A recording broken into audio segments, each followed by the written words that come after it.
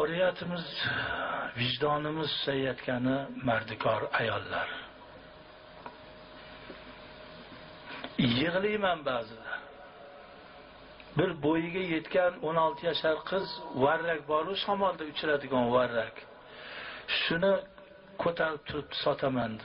Nochor bo'lmasam elga tegadigan bir chiroyli qiz varrak sotadimi?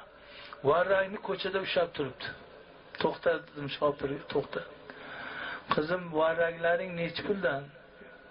200 so'mdan dedi. 300 so'mdan hammasini berdi. Nima qilasiz dedi shopir. Seni ishing bo'lmasin, ol. Bor qizim, men pulni olib ket. Yo'lda turma.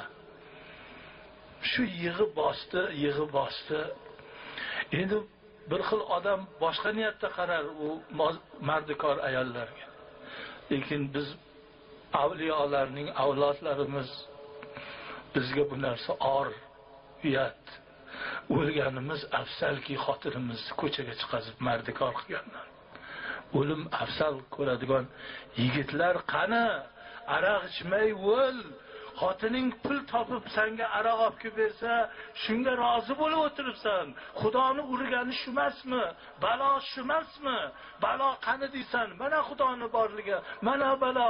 Xotining ishlab senga aroq olib keladi, ichib borayani ertaga ishga chiqib o'tiribsan.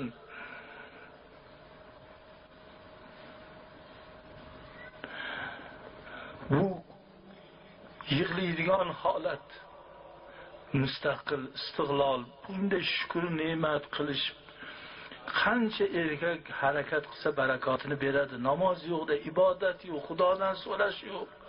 Bandasi beradi deydi, banda bermaydi, Alloh beradi.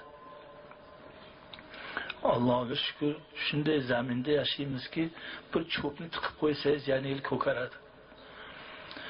Makkada, Madinada bir daraxtni ko'kartirish uchun $3000 ketar ekan. Bitta ko'chatni ko'kartirish uchun suv yo'qda uni yasama qilinadi. Xudo baraka bersin, barakot bo'lsin, iymon, e'tiqodimiz mustahkam bo'lsin. Otabekdaqa ukalarimiz ko'paysin. Amri ma'ruflar ko'p bo'lsin. Mana shunday chiroyli domlalarimiz o'tirishibdi. Gapiradi, jumaga odam kam boradi. Jumalarda to'lsin odamlar. Eshiting, ma'rifatda yaxshi gap ko'p. Iymonda gap ko'p. Vataniga sodiq iymonlilar, vatanini sotmaydi iymonlilar. Va hammasi iymonsizlarning ishi bo'ladi. Xoinlik ham, sotqinlik ham. Alloh hammamizni rushdi hidoyatda qilsin.